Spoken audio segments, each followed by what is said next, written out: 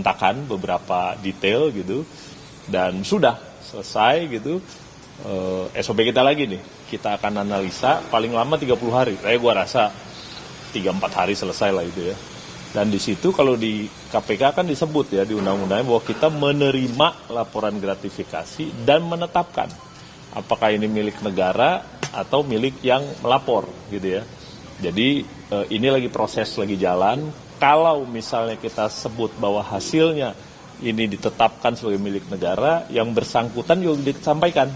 Ini kalau kita tetapkan milik negara nih, ini kan fasilitas ya, jadi harus dikonversi jadi uang, nanti di-store uangnya gitu.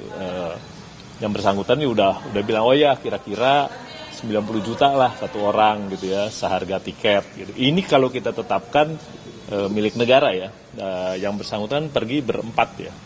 Jadi Kaesang, istrinya, kakak istrinya, dan stafnya. Gitu. Jadi berempat.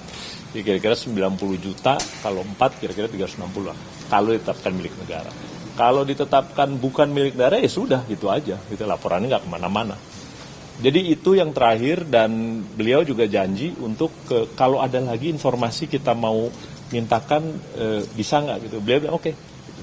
Jadi kita pikir ya itu, sampai sekarang kita terima. Dan SOP kita kronologis sudah didapatkan dan kita analisa. Itu mungkin seminggu lah ke depan gitu. Nanti kita sebutkan kayak apa, dan kalau di KPK ya saya harus lapor pimpinan juga kan. Gitu diputuskannya kan dari saya yang tanda tangan pimpinan. Gitu nanti ditetapkan kayak apa gitu. Gitu, jadi kira-kira untuk pelaporan saudara Kaesang. Tadi Kaesang bawa berkas nggak Pak? Kayak bukti dia naik jetnya, dokumen? Enggak, jadi bawa formulir yang diisi.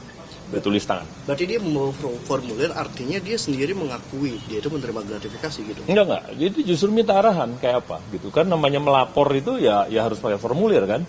Jadi dia udah antisipasi gitu, kalau kita sebut lapor ya silakan lapor gitu kan. Kalau lapor nanti kita analisa. Kalau endingnya bukan milik negara ya sudah sama aja kan. Ya nggak ada implikasi apa-apa gitu, dari gratifikasi. Tapi kenapa sebelum-sebelumnya tidak dilakukan pemeriksaan oleh KPK? Kan kita bilang udah ada di Dumas.